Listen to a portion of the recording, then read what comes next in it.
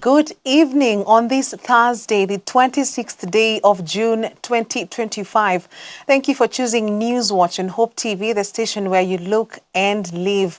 I'm Tess Njenga and our sign language interpreter is Boniface Murithi. Let's take a look at the day's events. Now, Christ is the Answer Ministries CITAM has denied claims that it turned away protesters who were reportedly seeking refuge at its Valley Road church last night. The protesters are said to have been stranded in Nairobi's CBD following the June 25th Gen Z anniversary demonstrations. In a statement released earlier today, CITAM leadership has dismissed the allegations as false, stating that an internal investigation, including a review of CCTV footage, confirmed that no one approached the church for shelter. And as Alice Diana reports, this comes just a week after CITAM presiding Bishop Callisto Odede publicly condemned rising police brutality in the country. His statement followed the death of blogger Albert Ojwang in police custody and the recent shooting of a mask vendor by police in Nairobi. Christ is the Answer Ministries CITAM Valley Road Assembly came under scrutiny on Thursday after claims that it denied shelter to protesters who were stranded in Nairobi's Central Business District on the night of Wednesday, June 25th, 2025. CITAM leadership has, however, refuted these allegations circulating on social media, terming them as false and meant to tarnish the name of the church. While acknowledging that the church had allowed those stranded to seek refuge in the church premises after receiving calls from Kenyans who needed help, CITAM says no one showed up.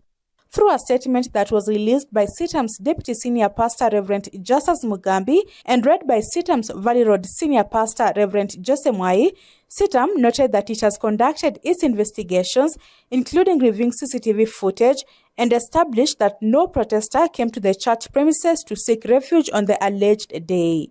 Because we woke up to CITAM, especially Valley Road, trending for all the wrong reasons, that yesterday, following the protests that we had in Nairobi, that we turned away protesters who were looking for refuge in our church here at Valley Road. But those allegations were actually false. They are not true. We have done our investigations. We have looked at our CCTV footage. We have looked everywhere. We have interviewed all the relevant people, and nobody came here seeking refuge. So that incident that they came and were turned away is actually false and not true. Secondly, we received calls by people who wanted help, and we directed them to CITAM Valley Road.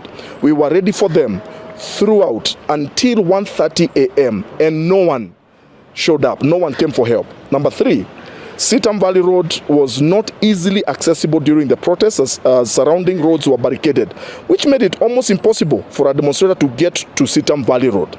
Despite the false accusations, CITAM Church has said it is not going to pursue the individual or people who issued the false information. The church has also urged anyone who claims was denied entry at the church to come forward and give the information to the church's leaders.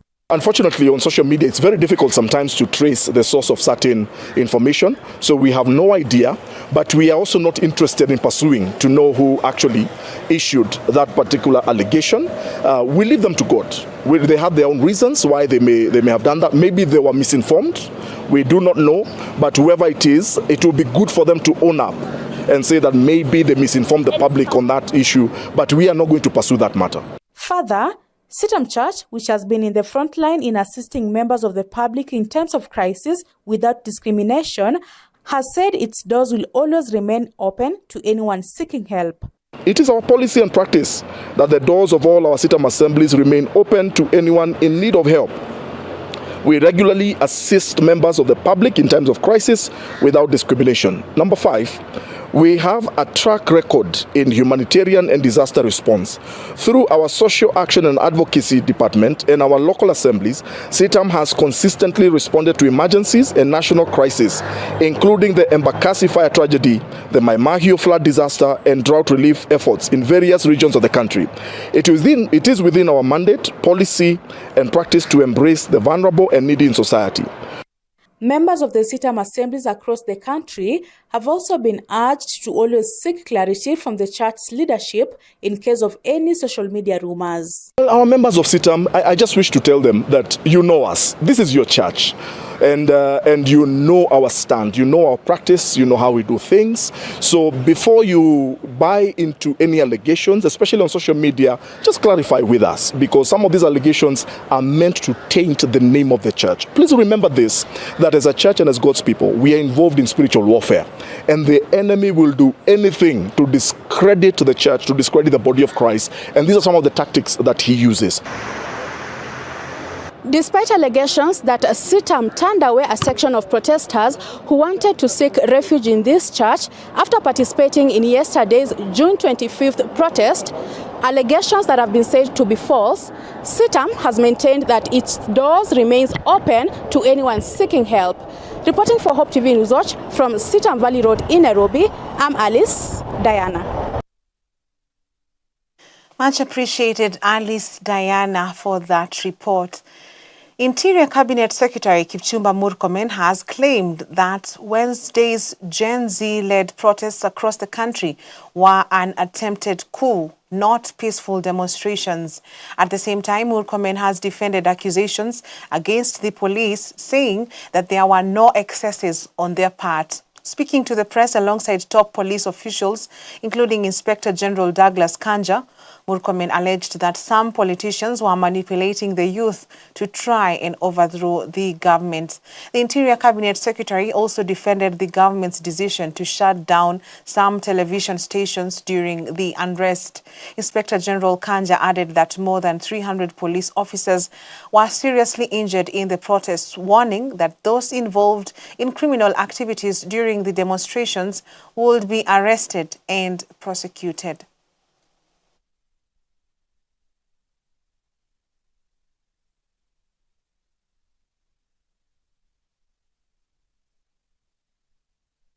If you are a police officer and you are being threatened with some character saying that you committed any excesses, there is no police officer who committed any excess yesterday. Police officers foiled a coup, and they deserve our defense.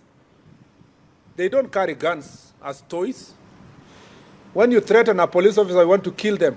When you target an armory in a police station, when you steal guns, when you ban guns, when you ban a police station, you want us to celebrate you and bring you a birthday cake.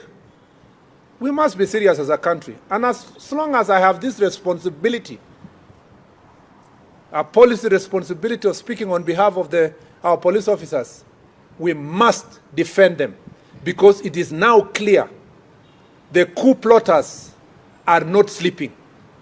And while they were going around campaigning against policemen for the last 3 weeks, their campaign was not a genuine campaign for the reform of police officers. They wanted to sufficiently scare us and scare the police officers so that they can have a free passage to commit the crimes that we saw yesterday. If it was not for the police officers, we would not be having this country today. We would not even be sitting here to make statements. And therefore, our police officers have my full support, and I will defend them against all the orchestrated attacks that want to paint police officers as if they are lesser human beings and not daughters and sons of this republic. Therefore, it is urgent as a nation to put in place a legal framework that operationalizes Article 37 of the Constitution to ensure that demonstrations are carried out in an orderly manner.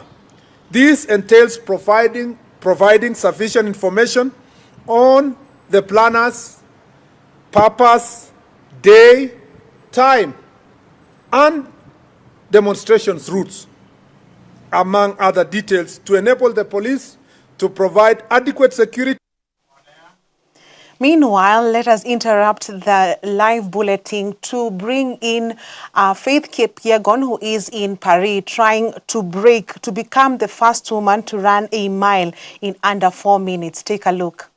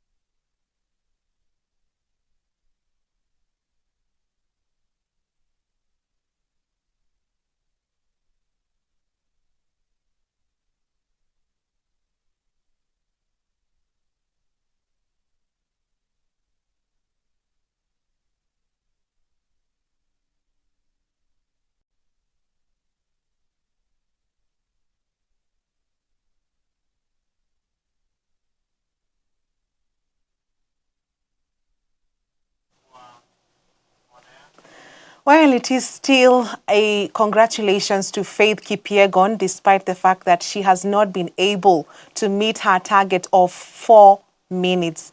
She has done 4 minutes and 6 seconds, and we do wish her well even in her next attempt. Moving on to our day's news, Deputy President Kithure Kindiki has vowed that the government will not allow the events of June 25th, 2025 to be witnessed again in the country. Speaking in Kambu, Kibwezi East constituency in Makueni County, the Deputy President has castigated a section of churches, accusing them of inciting the youth. He also questioned embassies that had earlier on supported the protests on whether they envisaged the criminal activities as the youth commemorated the June 25th, 2024 anti-finance bill protests. Mimi nimekuwa kwa mambo ya siasa kwa muda kidogo kiasi, lakini yale ambayo yalitokea jana katika nchi yetu, ile aibu tulipata jana, ile hasara tuliingia jana, yale maovu yalitendeka jana, ile mali iliharibiwa jana, ile vifaa vya umma viliharibiwa jana. Kenya haijawahi kuingia katika hiyo mahali, ama haijakuwa na siku kama ya jana tangu siku ile tulikuwa na ile vita vya kikabila vya 2007-2008. Serikali haitaingilia uhuru wa wananchi kujieleza, kwa sababu katiba inawahakikisha huyo uhuru. We cannot interfere with the freedom of assembly. We cannot interfere with the freedom of movement and freedom of expression and freedom of the media. However, the government will never allow what happened in Kenya to ever happen again in our country. Whatever it takes. Na msiniulize tutafanya nini? Because we must protect the country. We must protect the people of Kenya. We must protect the property of the people of Kenya. And we must protect the peace, tranquility, and stability of our country. Leaders in Embu have strongly condemned the widespread looting and destruction of property that marred Gen Z protests held yesterday in memory of victims of last year's anti-finance bill demonstrations. What began as peaceful protests quite quickly spiraled into violent riots, with criminal gangs looting businesses and vandalizing public facilities. Traders and public offices reported losses running into millions of shillings. The Eastern Regional KRA offices previously looted last year were once again targeted, with protesters stealing computers, furniture, and destroying documents. Observers described the chaos as organized anarchy. Among the leaders who visited the affected areas was Embu Diocese Bishop Peter Kimani, who condemned the destruction and called for calm. Maana uharibifu huo sio uharibifu ambao unaambatana na lile lengo ambalo lilikuwa limewekwa na wale ambao waliopanga maandamano ya jana, lakini ni maandamano, ni uharibifu ambao ulipangwa na watu wengine, kwa sababu maandamano yalikuwa na nia nzuri ya ukumbusho wa wale vijana ambao waliuliwa na yale ambayo yanayohitajika na katika uongozi, ubadilishaji, hasa kutafuta uelewano na uwiano na maendeleo, na hasa kutafutia vijana wetu kazi ili waweze kujisimamia. Na nimeona watu wengi sana wakijaribu kuleta jina yangu kwa maneno ya siasa katika demonstrations. Kitu ya kwanza, mimi siku ya jana I was very busy, kwa sababu watu ambao mimi ni marafiki wangu walikuwa wamepoteza watu ambao wako karibu na wao. Nilikuwa mazishi na nilikuwa very busy katika mazishi. Na wale watu ambao wanajaribu kuleta jina langu kwa hii maneno ni watu ambao wanajulikana. Gavana ya Embu juzi usiku alikuwa ametoka akasema anajua kuna gunzi zinapangwa kutoka sijui wapi Kirinyaga. na hii ni kazi ya goons ambayo tumeona hapa. Mimi ningetaka kumwambia aandikishe statement, aseme hizo goons alikuwa amepata fununu ziko wapi, na hao ndio watu walikuja kuharibu mali ya watu yetu huku Embu. Embu there is a total destruction, very unfortunate kwa sababu sasa watu ambao walikuwa weko kwa biashara sasa wamekuwa ni watu wamesukumwa nje ya biashara. Tukiangalia watu kama Madhai, ile supermarket yetu iko pale ambapo imeporwa kila kitu. Na hii uporanji, mimi sitasema ni ya uporanji wa watu wa maandamano ya amani. Tutasema hii ni uporanji ambayo inaonekana ni kama kuna watu walikuwa wamejipanga. On that note, let us take a short break on Newswatch tonight. We have more coming up, including the signing of the Finance Bill 2025 coming up after the break. Stay with us.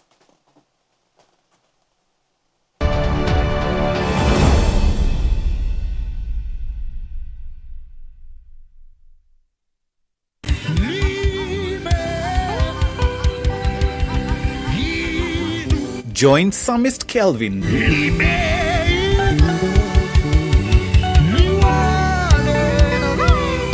this Sunday for a moment of worship on Ultimate Worship.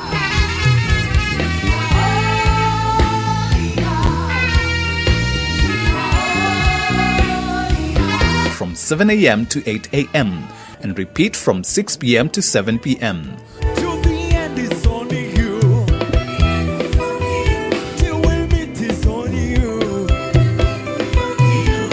Hope TV, look and live.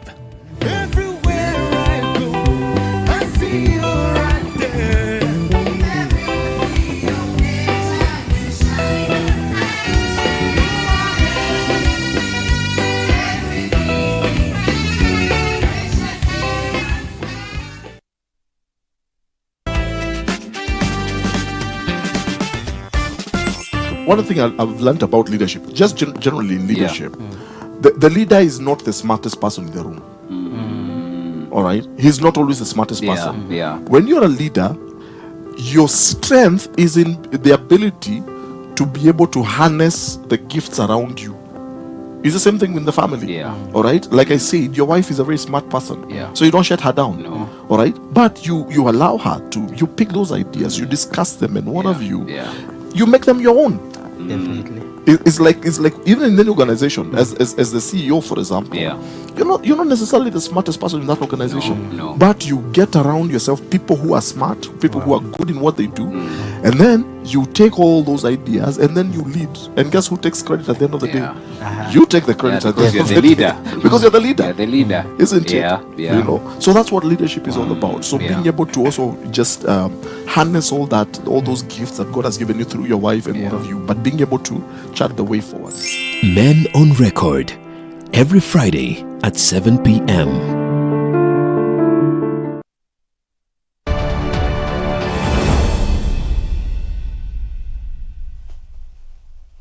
Welcome back. President William Ruto has signed into law the Finance Bill 2025 alongside the Appropriation Bill, paving the way for resource allocation in the upcoming financial year starting July 1st. The new Appropriations Act prioritizes funding for healthcare, agriculture, and enterprise development. The health sector will receive 133.4 billion shillings. Agriculture has been allocated 47.6 billion shillings, with 10.2 billion shillings set aside for the National Agricultural Value Chain Project and 8 billion shillings for the fertilizer subsidy program.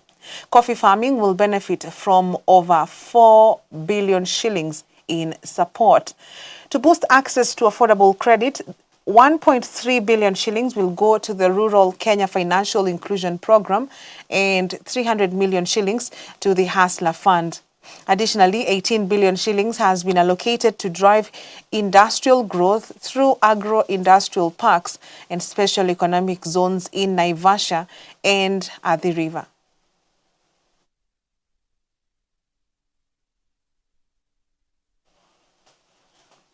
Meanwhile, former Deputy President Rigathi Gachagua has launched a fierce attack on the government following Wednesday's national protests, blaming it blaming it rather for the violence and chaos witnessed in Nairobi and other parts of the country. In a strongly worded 18-point statement issued today, Thursday, Gachagua condemned the use of live bullets and what he termed as excessive force by police against unarmed Gen Z demonstrators. The Democracy for Citizens Party leader alleged a deliberate plan to block protesters along major roads like Kiambu and Thika, where hired goons unleashed violence in the CBD.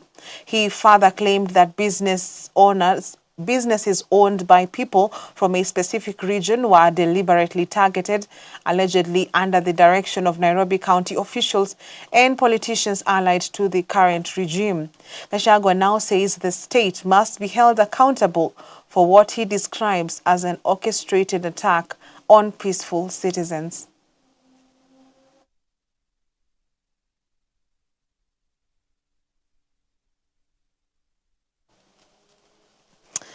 In a similar breath, hooligans taking advantage of the Gen Z protests vandalized businesses in Bungoma town yesterday, Wednesday, leaving local traders counting heavy losses, with some workers injured during the chaos.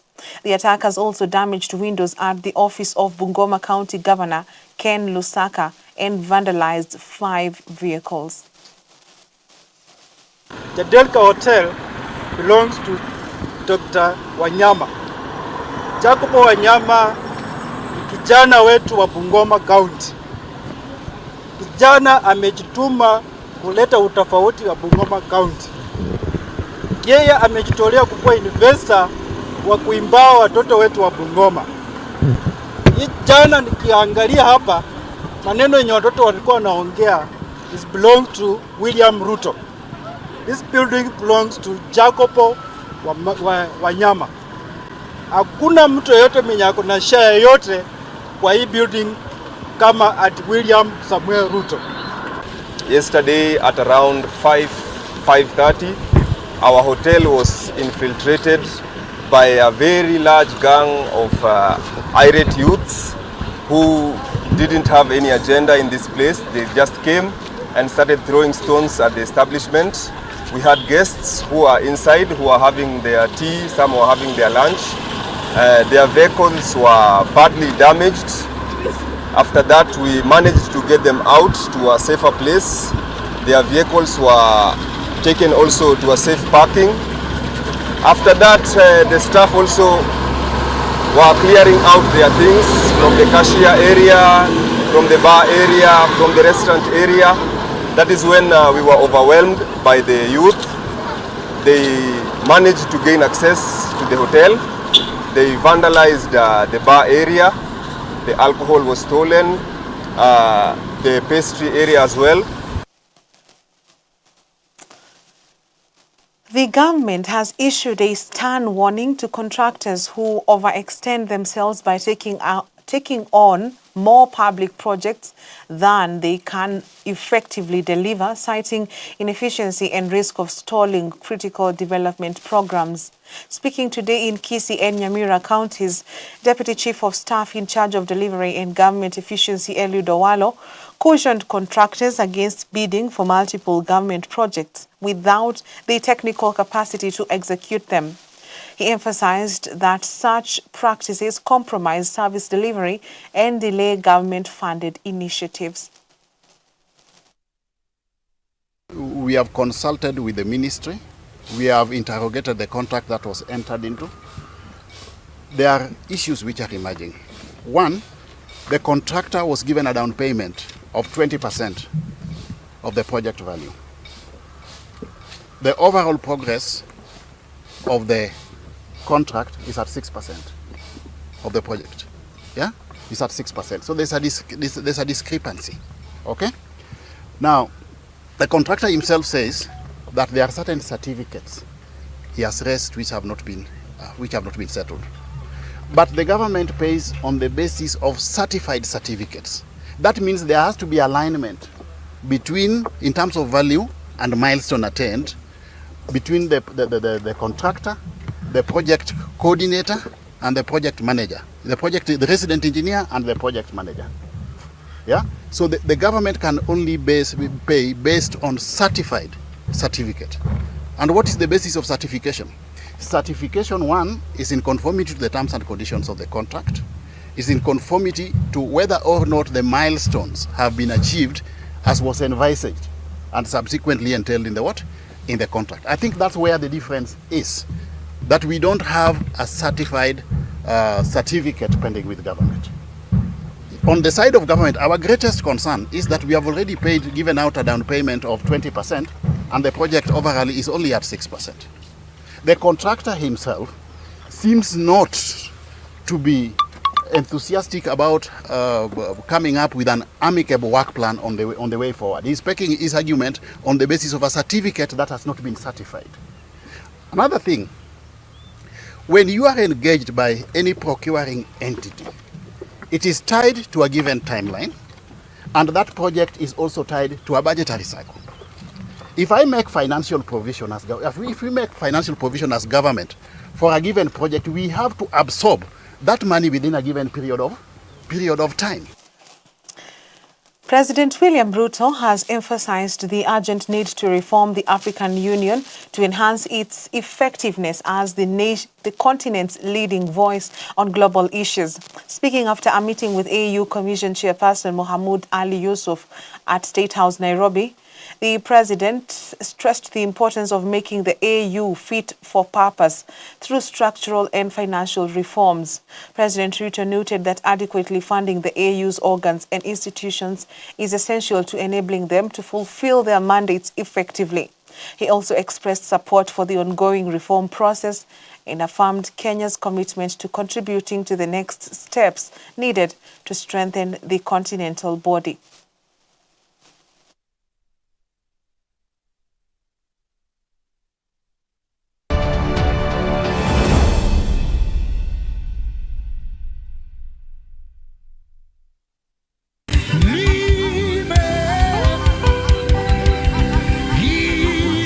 Join Psalmist Kelvin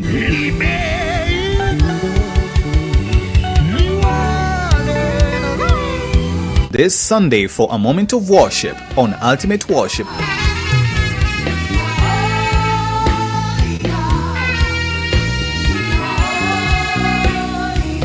From 7 a.m. to 8 a.m. and repeat from 6 p.m. to 7 p.m.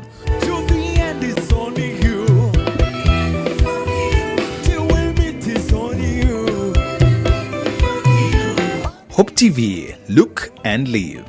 Everywhere I go, I see you right there.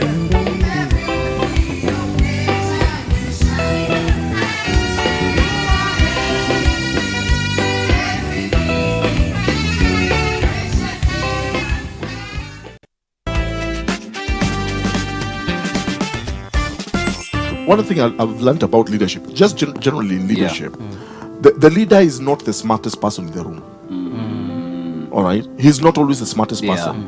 When you're a leader, your strength is in the ability to be able to harness the gifts around you. It's the same thing in the family. All right? Like I said, your wife is a very smart person. So you don't shut her down. All right? But you allow her to, you pick those ideas, you discuss them, and one of you make them your own. Definitely. It's like even in any organization, as the CEO, for example, you're not necessarily the smartest person in that organization, but you get around yourself people who are smart, people who are good in what they do, and then you take all those ideas and then you lead. And guess who takes credit at the end of the day? You take the credit at the end of the day. Because you're the leader. You're the leader. Isn't it? You know. So that's what leadership is all about. So being able to also just harness all those gifts that God has given you through your wife and one of you, but being able to chart the way forward. Men on Record, every Friday at 7 p.m.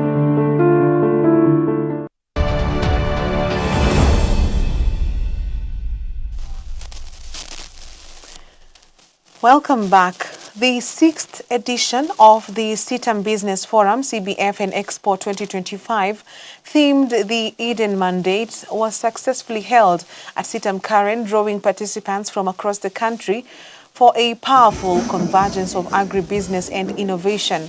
The conference, supported by various organizations, positioned itself as a launch pad for Christian professionals and youth to embrace innovation, grow in purpose, and impact the marketplace with kingdom values. Attendees also benefited from breakout sessions on agribusiness opportunities, youth entrepreneurship pathways, and innovative business models tailored for sustainable growth and community impact.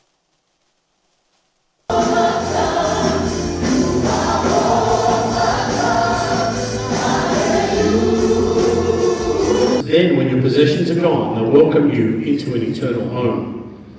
If you are faithful in little things, you'll be faithful in large ones. But if you are dishonest in little things, you won't be honest with greater responsibilities. And if you are untrustworthy about worldly wealth, who will trust you with the true riches of heaven? There is a link once we are in Christ. This is not about buying your salvation. You cannot buy your salvation.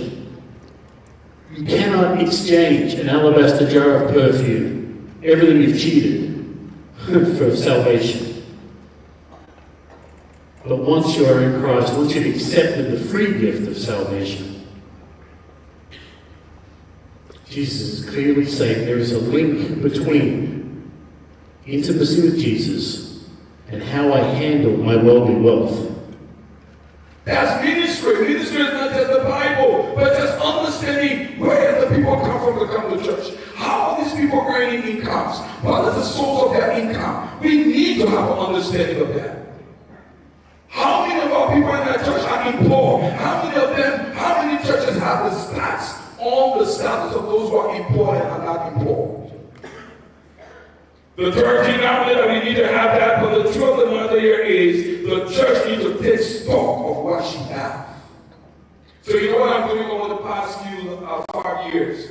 I'm reaching out to the Methodist Church, the Lutheran Church, the Baptist Church, and I go to they got a lot of land, they got big property that they are not using.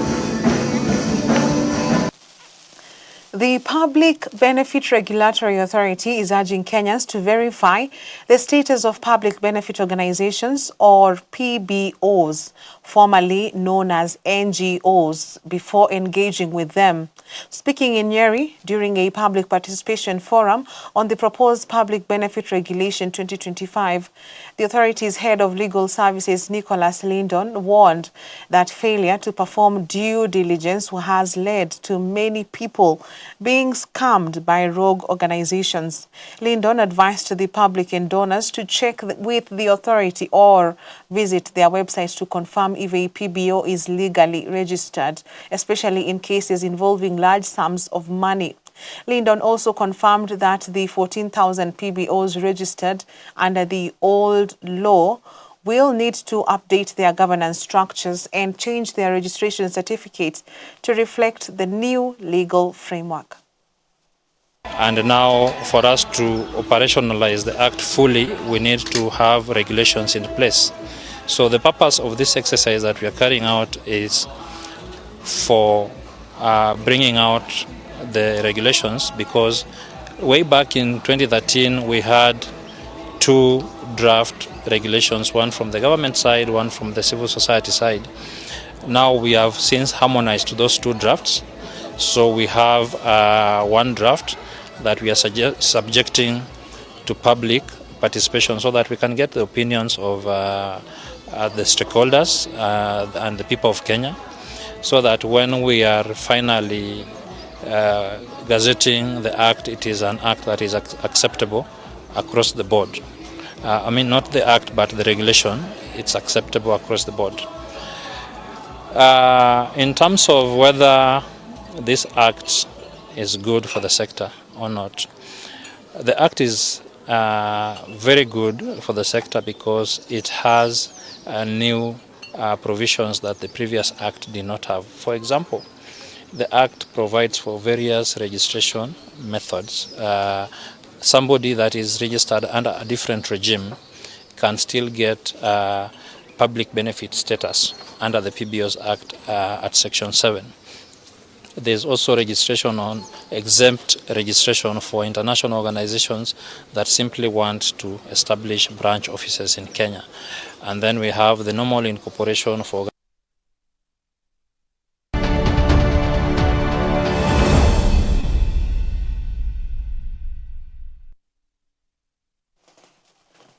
And in sports, the Kenya Amateur Golf Championship Series continues this weekend with the NCBA Golf Fields Trophy set for June 27th to the 29th at Kakamega Sports Club, while the NCBA Golf Series heads to Kisii Golf Club on Saturday, June 28th rather. The Kakamega event has attracted 66 elite amateur golfers.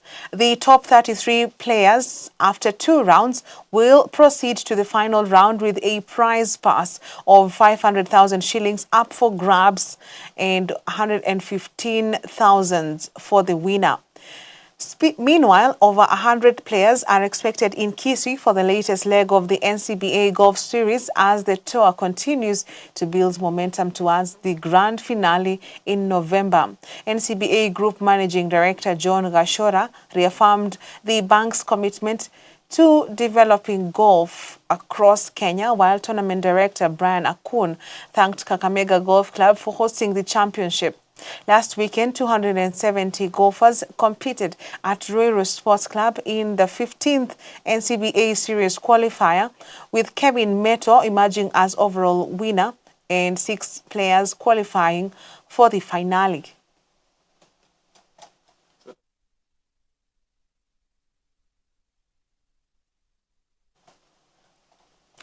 And with that, it's a wrap on Newswatch tonight. On behalf of the whole team, thank you for watching. I'm Tess Njenga, and our sign language interpreter is Boniface Mureithi. God willing, see you tomorrow night at 9 p.m. as we take a look also at our segment, Today's Conundrum. Till tomorrow, have a good night.